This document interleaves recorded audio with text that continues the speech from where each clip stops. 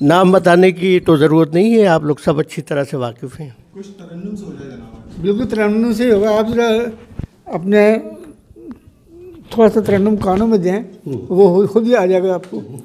और ये कि तरन्नुम से हमारे अख्तर साहब ने पढ़ी गज़ल, और अब शेर सुनिए आप।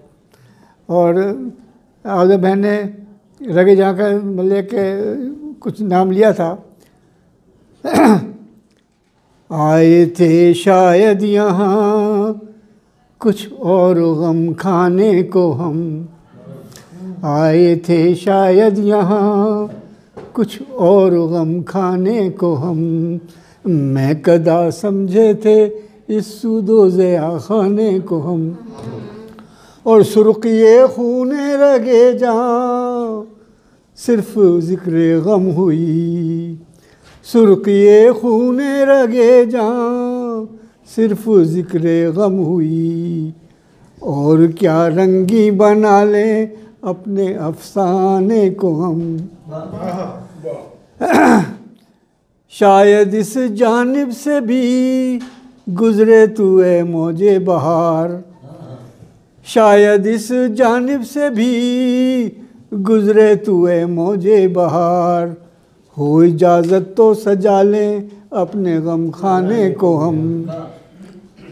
ये तो समझ थी, सोच थी। अब असल क्या है? फूल बरसे कहीं शबनम कहीं गौहर बरसे, फूल बरसे कहीं शबनम कहीं गौहर बरसे।